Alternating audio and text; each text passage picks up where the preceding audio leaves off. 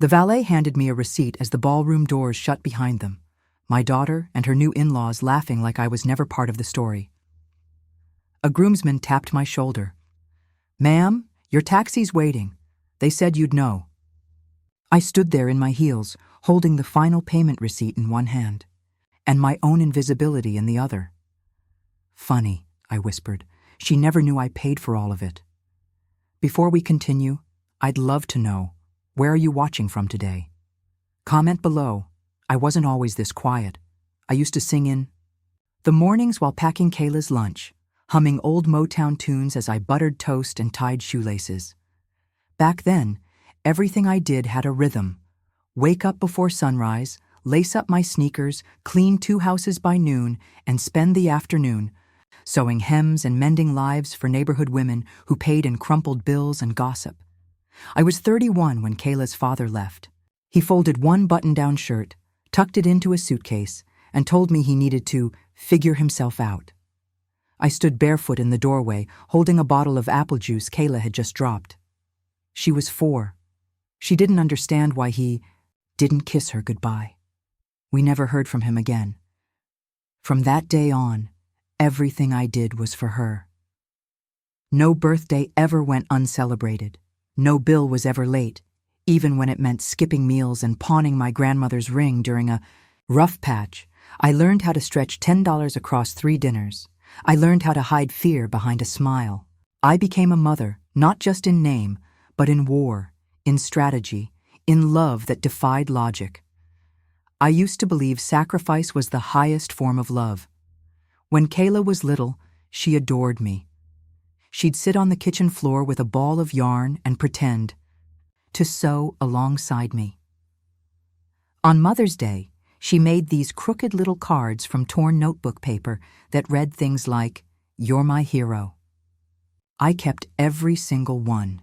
She grew up beautiful, tall, confident, brilliant. People used to stop us in stores to tell me she should model or be on television.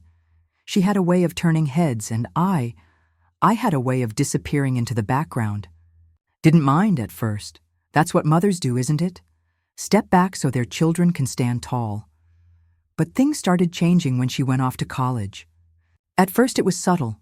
Phone calls got shorter, holidays became more rushed, and she started calling me Ma with a sharpness I hadn't heard before. She said I was too emotional, that I clung too tightly.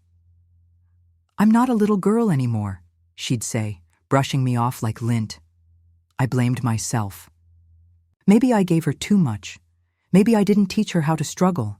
Maybe love, when poured too freely, can drown someone without meaning to. After graduation, she got a marketing job, moved into a sleek apartment downtown, and started dating Brandon, the man who would eventually become her husband.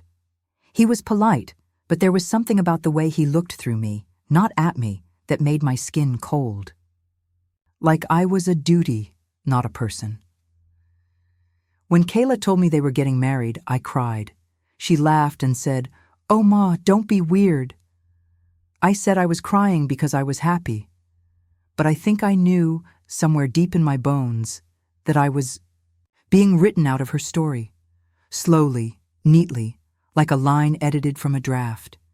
Still, I offered to pay for the wedding. No one asked me to. I just wanted to give her something lasting. Something she'd remember me for. I told myself it would bring us closer. People warned me. My sister, Miriam, pulled me aside one day and said, "Don't put yourself in a hole for someone who won't throw you a rope." But I couldn't hear her over the sound of my own hope. I pulled every string I had. I cashed out my tiny IRA. Took a second part-time cleaning job. Sold the vintage Singer sewing machine I swore I'd pass down to Kayla one day. It's worth it, I told myself, for one perfect day. She never asked how I managed, and I never told her. I still remember the day I handed over the final check to the wedding planner. My hands trembled slightly as I signed it, and the planner smiled at me like I was some doting aunt, not the woman footing the entire bill. She said, "Your daughter has exquisite taste." Yes, I thought, and a very short memory. That week, I tried calling Kayla 3 times. I wanted to talk about her dress, ask if she needed help with the RSVP list, see if we could have lunch, just the two of us. She didn't pick up, texted back once 3 hours later. Super busy. Can we not do this right now? I smiled through the hurt, like I always had, but something inside me started to crack, hairline fractures in a wall I'd kept up for decades. 7 days before the wedding, I paid the final deposit, and she didn't even say thank you.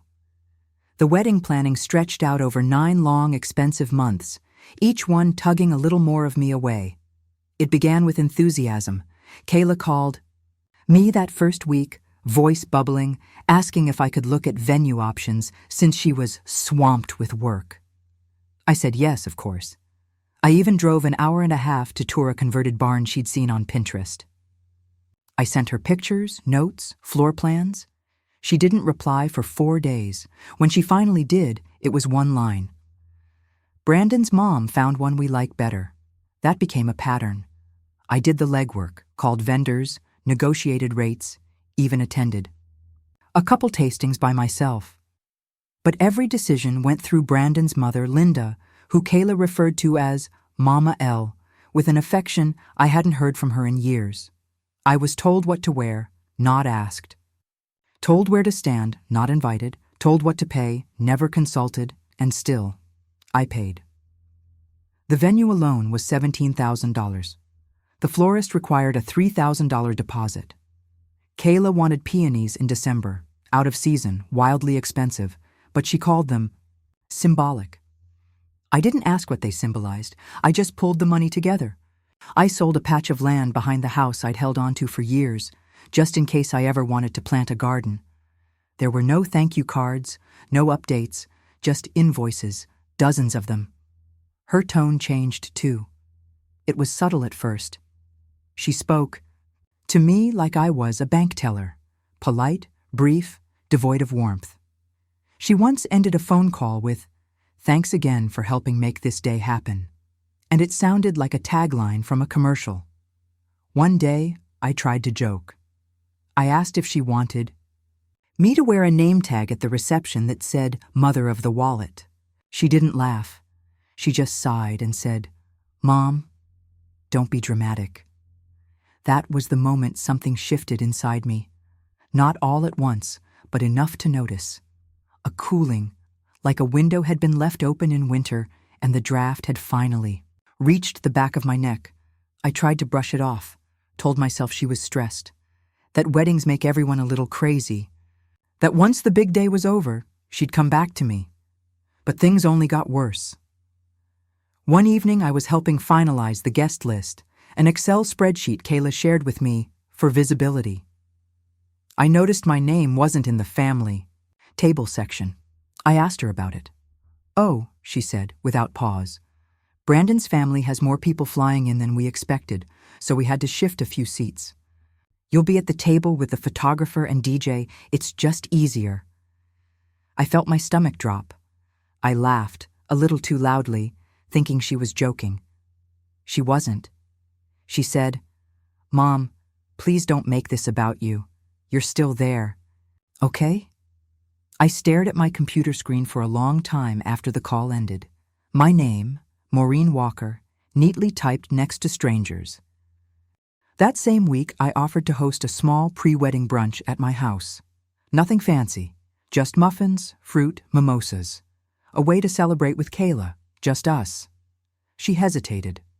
"I don't think it fits the aesthetic," she said. "Brandon's family is hosting something more aligned with our theme." Aligned with our theme, I wanted to ask her, "And what am I aligned with?" But I didn't. I just nodded, said, "Of course," and folded another cloth napkin for the reception I was bankrolling. I started noticing things I had ignored for years. How? She never asked about my health, despite knowing I had a mild heart scare last year. How she never visited anymore, not even on holidays, always too busy. How she'd started calling Linda Mama in public and introduced me as just my mom without warmth. She was slipping away, and I was still paying for the shoes she'd wear as she walked further. Then came the call from the planner. There was a final invoice, a surprise charge for a last-minute lighting upgrade and live musicians. "Kayla said you'd be handling it," she said. It was $4,300. I stared at the bill and felt a hollowness open in my chest, not from the amount, but from the assumption that I would, of course, pay, that I would swallow my hurt and smile like I always had. And I did. One more time. But I started making copies of every receipt. I printed out emails, texts, saved voicemails. Not for revenge, not for proof, just so that someone, somewhere, me, would remember the truth of how it happened. The morning of the wedding, my name wasn't even on the seating chart. The morning of the wedding, I woke up before the sun. My hands were already trembling when I tied the sash on my robe. I had laid my dress out the night before, an elegant cream chiffon with tiny hand-stitched pearls across the collar. I'd altered it myself weeks ago in the quiet of my sewing room, trimming each thread with a prayer. I hoped Kayla would look at me and smile, just once, the way she used to when I'd drop her off at school and wave from the parking lot. The venue was beautiful, I'll give her that. Crystal chandeliers, imported linens, soft violin echoing down every hallway. People floated past me in silk and cologne, some offering nods, most not noticing me at all. I asked one of the ushers where I should sit. He pulled out a clipboard, scanned it, then said, "Oh, I think you're at table 14. Vendor table." Vendor. I opened my mouth, closed it, thanked him, and walked away without making a scene. Table 14 was tucked behind a pillar, near the kitchen doors. My name card was wedged between the florist's assistant and a man adjusting camera lenses. They looked surprised to see me, then went back to their conversations. I sat down and folded my napkin across my lap, my ears buzzing. I tried not to cry. I didn't want to ruin my makeup. Kayla had insisted on hiring a professional, and I didn't want her to say I wasted it. A few minutes later, Linda walked by in a floor-length silver gown. She leaned over and said sweetly, "Oh, Maureen, I think someone put you in the wrong seat. Come with me." I stood up, hopeful, until she guided me to another corner table, this one by the bathrooms. Much better, she smiled. More private. Stared at her, trying to decipher if she meant it as kindness or containment. Her tone was syrupy, but her eyes were steel. That was when I realized I wasn't invisible. I was being erased. I tried to shake it off. I told myself, "You're here for Kayla. Just focus on her." So when the music changed and the doors opened, I stood tall and watched my daughter walk down the aisle in a shimmering white gown. She looked radiant and untouchable. She passed me without a glance.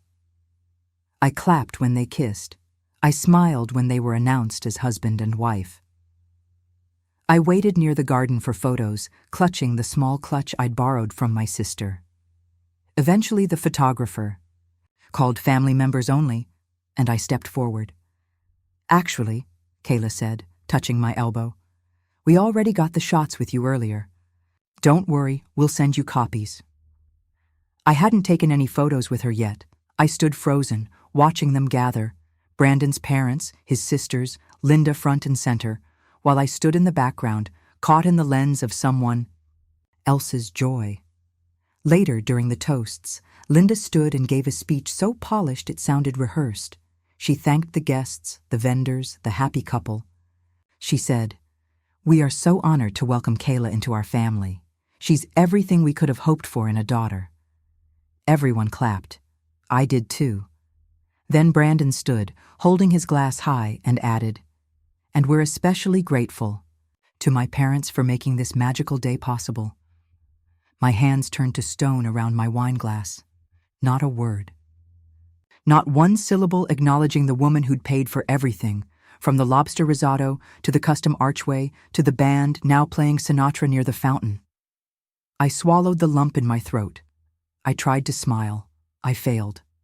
I wandered into the reception hall and stood alone for a while, watching people dance under flickering chandeliers.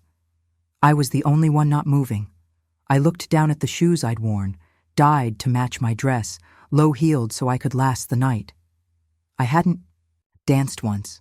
I walked over to the bar, desperate for something, anything, to dull the ache behind my ribs. The bartender looked up and said, "Staff drinks are over there."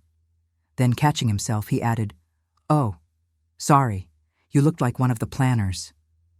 I nodded slowly. "That's all right. I planned more than you know." He gave me a free glass of white wine. I sipped it like medicine. It was nearly midnight when the final blow came.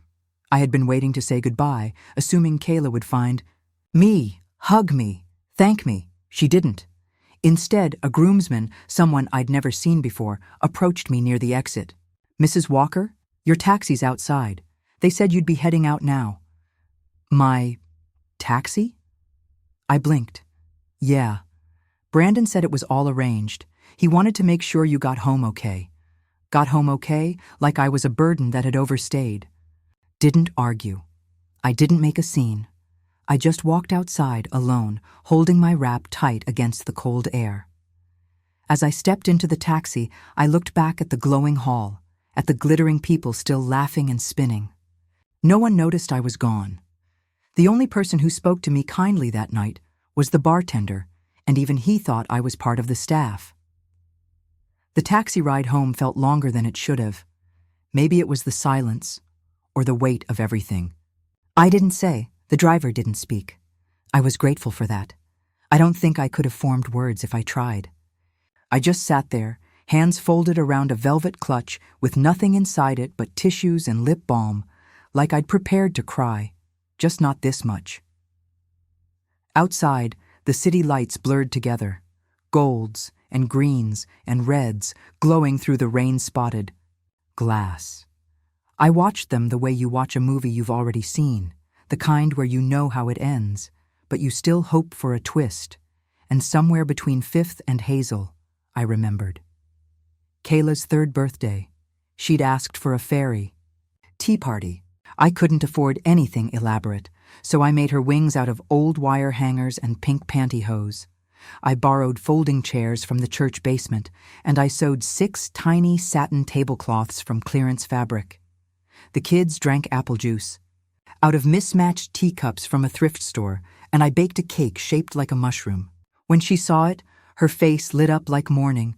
She wrapped her arms around my neck and whispered, "You made magic, Mommy." That night, I cried on the floor after she went to sleep, not from exhaustion, but from joy. I'd never felt so full. Pressed my fingers against the taxi window as if the cold glass could stop the memories from flooding in. When she got her first period, she called me from the school bathroom in a whisper. I left work without telling anyone. Raced to the CVS. She was waiting in the office with red eyes and clenched fists. I didn't say a word, just handed her a sweatshirt and some supplies, and told the secretary she'd be coming home. That night, she curled up next to me in bed and asked if her body was broken. I told her, "No, baby, it's blooming." She used to look at me like I was everything, but that began to fade in high school. I didn't notice it at first. A shrug here, a rolled eye there. Then came the lies. The skipped curfews, the silence. I found a text once, on a night when she was 16 and had left her phone charging on the kitchen counter. It was a message to her friend Sarah. "My mom's so pathetic. She thinks I'm going to community college, as if I'm ending up like her." I sat down at the table, phone in hand, heart numb. I didn't confront her. I couldn't. I told myself it was just teenage noise, that she'd grow out of it, but I think, deep down, I knew I had already lost her. The drift only widened after college. She stopped calling unless she needed something. A quick loan, a reference, a ride. There were birthdays I spent alone, anniversaries she forgot. I'd see photos online of her at brunch with friends, smiling wide, captions that said, "My real family." And still, I forgave. Still I showed up. Still I paid. Because that's what mothers do, right? I came home that night after the wedding to a quiet house and the smell of lavender from the linen spray I used every night. My feet ached. My soul ached more. I kicked off my shoes, peeled off the shapewear I could barely breathe in, and stared at myself in the hallway mirror. My lipstick had faded. My mascara was smeared.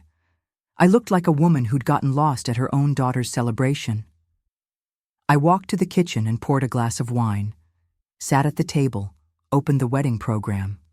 Her father's name was listed. Linda's was listed. Even Brandon's great aunt had a paragraph thanking her for flying in from Florida. I wasn't mentioned. Not once. I blinked, trying to make sure I was seeing it right. I flipped through the pages, checked again. Nothing. No thank you, no love you, no acknowledgement that I'd sacrificed nearly everything to make that day happen. It hit me like a wave of ice water. She never wanted me there. Not really. She just wanted what I could give, and once it was given, I was dismissed. That was the moment I broke. I didn't scream. I didn't throw anything. I didn't even cry at first. I just sat there, still and empty. Then I reached into the drawer, pulled out a pen and the back of a grocery receipt, and wrote her a letter I never sent. Dear Kayla, you looked beautiful today. I wish I had been part of it. I used to think love meant giving everything. I'm starting to realize love shouldn't leave you erased. You may never see what I did, but I hope one day you remember who helped you rise. Mommy folded the note, slipped it between two cookbooks on the shelf, and sat in silence for what felt like hours. Somewhere in the distance, fireworks cracked. Probably from another wedding. But I knew. I had just buried something far more sacred than a celebration. Have you ever helped someone who later made you feel invisible? Tell me below. I stepped into that taxi with mascara running and silence, roaring in my ears. And by the time I got home, I finally understood. I was never meant to be part of her future, only the funding for it. The next morning, the sun came through my window like it always had, indifferent. I lay there for a long time, listening to the ceiling fan creak softly and the ticking of the wall clock that had belonged to my mother. It was strange how the world moved forward like nothing had happened, even though everything inside me had shifted. I didn't cry that morning. Not out of strength. I just didn't have the energy. I got out of bed slowly, the way people do after surgery, each movement calculated, afraid of invisible wounds reopening. My dress from the wedding was still draped across the chair in the corner, creased and rumpled. I walked over and picked it up, not delicately, but with the same care you'd use to clean a wound. I hung it back in the closet, unsure if I'd ever wear it again. In the kitchen, I poured coffee into my favorite chipped mug, the one Kayla made in third-grade art class, painted with crooked pink hearts and Dr. One Mom in shaky lettering. I stared at it for a long time. Funny, how something so small could still hurt so precisely. Then I sat down at the dining table, cleared off a space, and began to sort through the pile of receipts from the wedding. Venue, florist, dress boutique, band, lighting vendor, cake. Each slip of paper told a piece of the same story. I had given more than I had. But instead of feeling shame, I felt something unfamiliar. Clarity. I took out a manila folder and started organizing them, not to send or show, but to reclaim what had been erased. I wasn't trying to prove anything to her anymore. I just wanted a record that I existed in it all. That afternoon, I did something even harder.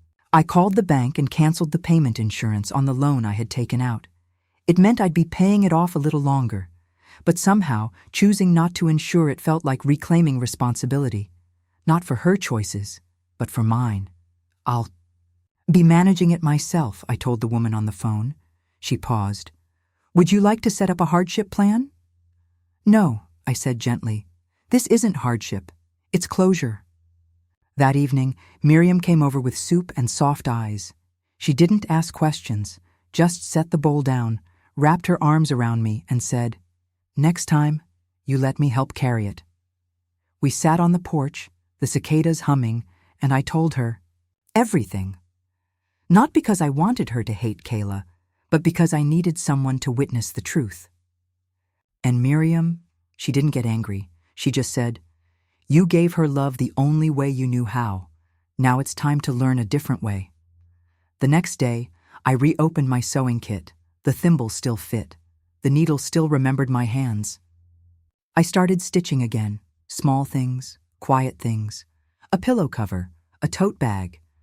I even began sketching out designs for a custom christening gown, not for anyone in particular. Just for the simple pleasure of creating something that asked nothing of me. For the first time in a long while, I sewed for joy, not survival. A few days later, I got a text from Kayla. "Hey, hope you're doing okay. We're back from the honeymoon. Can you help me figure out this refund form for the flights? I can't make sense of it." I stared at the message, thumb hovering over the keyboard. I knew that tone, warm enough to sound civil, transactional enough to remind me she hadn't changed. Didn't respond right away. I set my phone down and went for a walk. It was early fall. The leaves were just beginning to let go. When I got home, I texted back one line. "You might want to contact the airline directly. I'm sure they can help." I left it at that. No emojis. No motherly warmth. No apology. It was the first boundary I'd ever drawn with her. And when I hit send, I felt taller. That night, I made myself dinner. Real dinner, not just toast or tea. I lit a candle at the table, played a little Billie Holiday from my old radio, and let the music settle in the quiet spaces of my house. It wasn't a grand moment, but it was mine. I knew the storm hadn't fully passed. There would still be phone calls, maybe confrontations, regret, maybe even guilt. But for that small sliver of time, I had found the quiet between the wreckage, and I chose peace. 3 weeks later, I got a call from Kayla, only because she wanted help with the honeymoon refund form. And this time, I said no, and didn't feel the need to explain. It began with silence. After I declined to help with the refund, Kayla didn't respond. No okay, no emoji, no follow-up, just air. I expected a flare-up, a passive-aggressive text, maybe a call laced with guilt. But what came instead was nothing, and somehow that stung more. Then, a week later, she called out of the blue. "Hey," she said, her voice tight. "Do you still have the number for that loan officer you used? Brandon and I are looking into a second car. His credit's messed up from that thing with his ex." I paused. The room was quiet except for the ticking clock and the gentle whirl of my sewing machine, mid-stitch. "I don't think that would be a good idea," I said gently. She went silent for a beat. Then, with a brittle laugh, "Wow, so that's just it now? You're cutting me off?" "I'm setting boundaries," I said, trying to keep my tone steady. "That's different." The line went cold. She didn't say goodbye. 2 days later, I received a group text. It included me, her godmother, Brandon's mother, and a few of her friends. I just think it's sad when family chooses to withhold love over money. Some people only help when they can control the narrative. I thought weddings were about joy, not transactions. But I guess for some, it's about keeping receipts, literally. It wasn't subtle. She knew exactly what she was doing. And that was enough. I placed the card on my windowsill next to the aloe plant I'd nearly thrown out last winter, the one that somehow bloomed again in March. I didn't respond. I didn't rush to bridge the distance, because this time, the love needed to grow slower. More honestly, I sewed almost every evening now, not with urgency, not for escape, just for peace. I finished the baby blanket. I didn't wrap it, didn't label it, just folded it neatly and placed it in a small cedar box beside a pair of knitted booties I made one rainy afternoon when the power had gone out. It was there if she ever asked, and if she didn't, that would be okay too. Miriam stopped by on weekends, sometimes with cake, sometimes with silence, She was the one who said it first. "You know you're free now, don't you?" And for the first time, I believed her. I was free. Not from Kayla. Not from motherhood. But from the version of love that demanded I disappear in order to be worthy of it. Kayla still called now and then, short, awkward conversations, updates, questions about sewing a pillow, questions about her old pediatrician. I answered calmly, without offering more than she asked for. I didn't remind her of the wedding. I didn't mention the taxi. I didn't ask for repayment, because I wasn't keeping score. I was keeping peace. One afternoon, I heard from Brandon, an email, short, unemotional. "I know we didn't part on good terms, but I wanted to say thank you for everything you did for the wedding." I didn't understand it then. I do now. I didn't reply. I didn't need to. Healing, I'd come to learn, wasn't a destination. It was a decision, made again and again in small, gentle ways, to love without losing yourself, to forgive without reopening wounds, to step forward even when the past still tugs at your hem. Would you have let her back in or kept the distance? Let's talk about it in the comments. I didn't need an apology to be whole, but it was nice to be seen. And sometimes being seen is the beginning of everything. I used to think motherhood was a straight line, that if you loved enough, gave enough, sacrificed enough, your child would meet you in the middle. That someday, they'd look back and realize how much you carried for them and love you more because of it. But life doesn't always pay in that kind of currency. What I've learned is that love isn't a transaction, and it shouldn't be a test. It's a thread, sometimes pulled too tightly, sometimes frayed, but never meant to strangle the one who holds it. I think of Kayla now, not with bitterness, but with distance, like a photograph in soft focus. I remember her as a toddler, in butterfly wings, spinning on the lawn. I remember her as a sullen teenager, slamming doors and hiding diaries. I remember her as a woman in a wedding dress, walking past me like I was a ghost. And I remember her standing in my kitchen with puffy eyes and a baby on the way, asking for help, not with words, but with presence. All of it is true. People want stories with clear villains and clean resolutions. They want the mother to triumph, the daughter to apologize, the family to heal, just in time for the baby to arrive. But real life doesn't move like that. Some days, we're still figuring it out. We speak once a week now. She keeps me updated on her doctor's appointments. She started reading parenting books. She sent me a picture of the nursery she's putting together. Yellow wallpaper, soft books on a shelf, a stuffed giraffe I recognize from her own. Childhood. She hasn't asked me for anything, and I haven't offered more than I can give. We're not who we were. And maybe that's okay. I think there's strength in loving someone without needing them to change.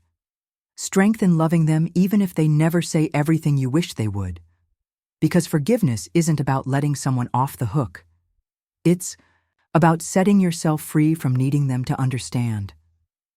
The truth is, I still love her. I always will. But I love myself now too, and that changes everything. This morning, I sewed a new dress for myself. A soft lilac cotton with pearl buttons down the back.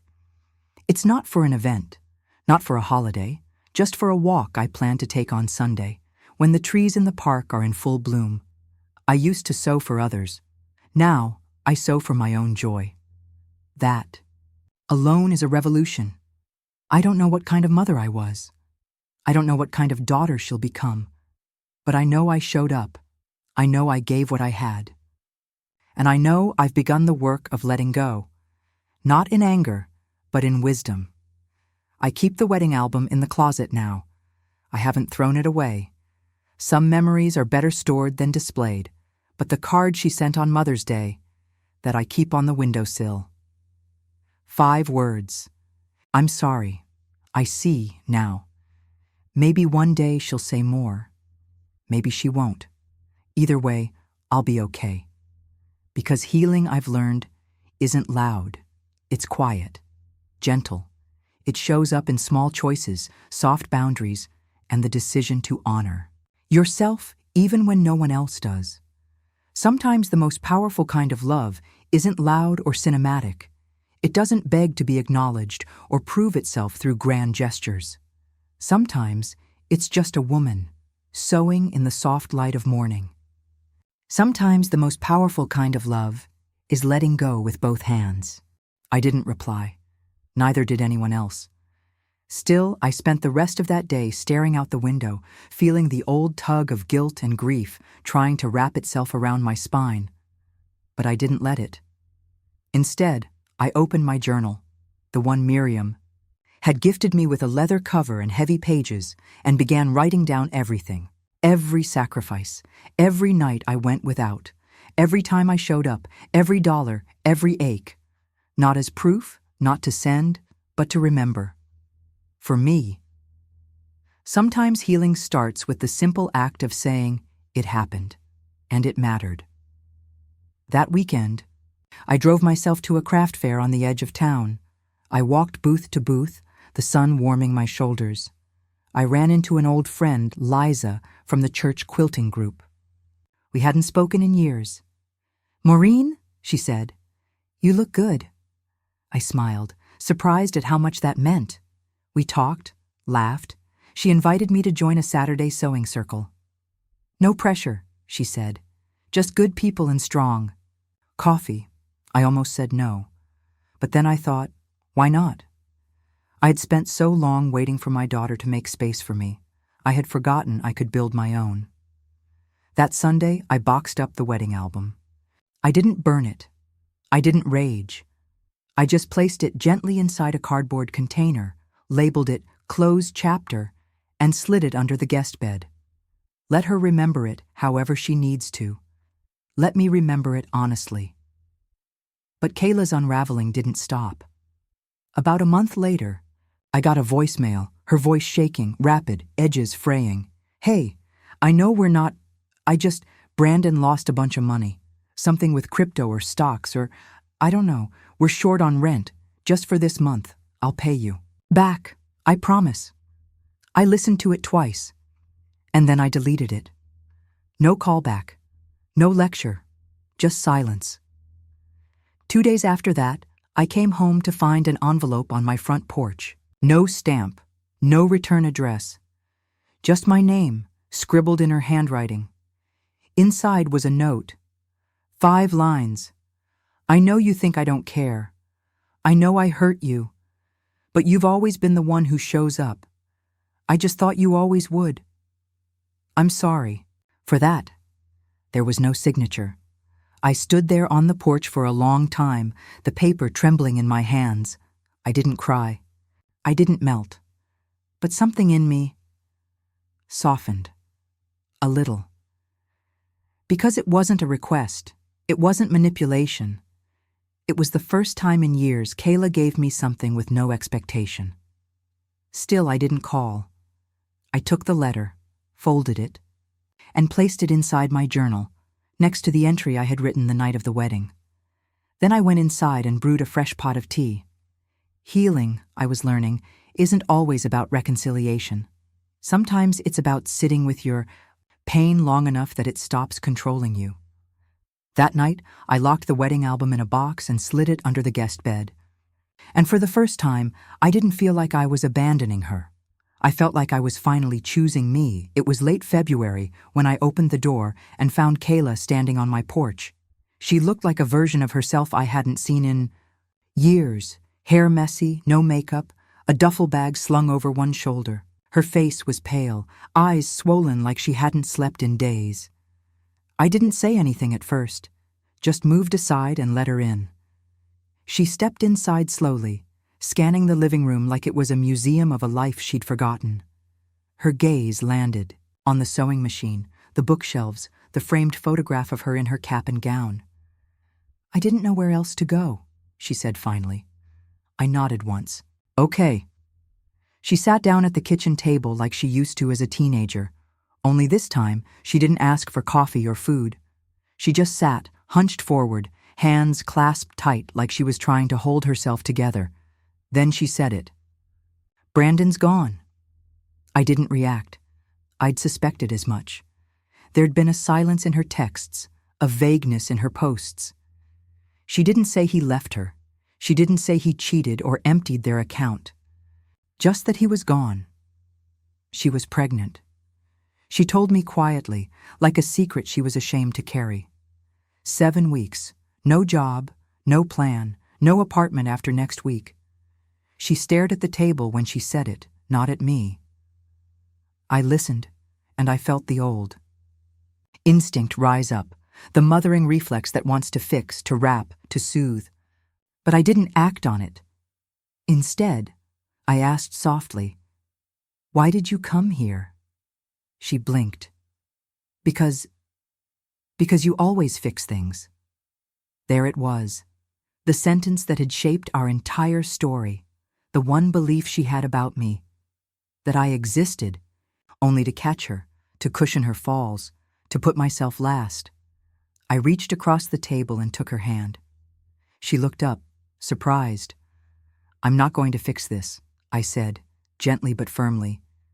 "But I'll sit with you while you figure it out." She blinked again. Tears welled, but they didn't fall. "I don't know how to do this without you." I squeezed her hand once. "Then learn. You can. You will." For a long time we said nothing, just sat in the quiet. The kind of silence that doesn't hurt, but heals. I made her tea. She drank it with both hands like it was the first warmth she'd touched in days. I didn't ask about Brandon. I didn't ask what she'd do next. I let her breathe in the space she'd always assumed was hers for the taking, but was now being offered differently. Later, she asked if she could stay the night. I told her she could stay for 2. She nodded. "Thank you, Mom." It was the first time she'd called me that with softness in years. She went to bed early. I stayed up, folding linens, letting my thoughts settle like dust. I wasn't angry anymore. Wasn't bitter. But I wasn't bleeding for her either. That night, I stood at my bedroom window, watching the wind move through the bare branches, and I thought about the kind of love that doesn't destroy you, the kind that says, "I'm here, but not as a crutch. I'm here as a witness." Kayla stayed for one more night. We ate soup. She asked about my sewing projects. She even helped me sweep the porch. On the morning of the 3rd day, she packed her bag without being asked, said she'd go stay with a friend while she figured things out. I told her that was wise. Before she left, she paused at the door. "I think I need help," she said. "Real help. Therapy or something." I nodded. "That's a good start." She looked at me, and her lip trembled. "I don't expect anything from you. I'm sorry I didn't see you before." "No," I said, and I did. She left without asking for money, without asking to move back in, just walked down the steps slowly, like someone waking from a long sleep. I didn't wave. I didn't cry. I just closed the door behind her and leaned against it, feeling, not loss, but peace. Not every broken bond needs to be severed. Some just need to be redrawn, with thicker lines, clearer labels. That day, I took out the baby blanket I had started sewing months ago. Not for her child, not for any child in particular. Just soft cotton and tiny embroidered stars. I kept sewing, not to give, not to prove anything. Just for me. Kayla left angry, but she didn't slam the door. That was new. And maybe, just maybe, that meant something had begun to shift, for both of us. 3 months passed. Spring came gently that year, slipping in like a whisper. The pear tree in my backyard began to bloom in soft white puffs, and the daffodils I thought hadn't survived the winter peeked through the soil like little yellow miracles. Kayla didn't call, not right away. I didn't expect her to. There were days I thought about her, what she was eating, whether the morning sickness was bad, if she was sleeping, but I didn't reach out. Not because I didn't love her, because I finally understood what real love looks like. Space. Space to fall. Space to rise. Space to finally see the person who stood beside you all along. I began working part-time at a local fabric shop. Just 2 days a week. Not because I needed the money, but because I wanted to hear laughter again. The women who came in, teachers, grandmothers, young brides, told stories while choosing lace or buttons. They reminded me that the world is full of soft lives and second chances. I made new friends, not deep ones yet, but warm, easy ones. One woman, Carla, invited me to a watercolor class on Thursdays. I went. I was terrible at it. But I laughed more in that room than I had in a long time. My world began expanding in quiet ways. One afternoon, while sorting fabric bolts, my phone buzzed. A message from Kayla. Doctor says it's a girl, due in September. I've started therapy. It's hard, but I'm going. I know you're not waiting on me. I just wanted you to know I'm trying. I sat down in the back room and read it 3 times. I didn't cry, but I did close my eyes and whisper, "Thank you." Not for the message itself, but for the acknowledgement. A week later, on Mother's Day, there was a small white envelope in my mailbox. No decoration, just my name in clean, unfamiliar handwriting. Inside was a card with 5 words, handwritten, "I'm sorry." I see now.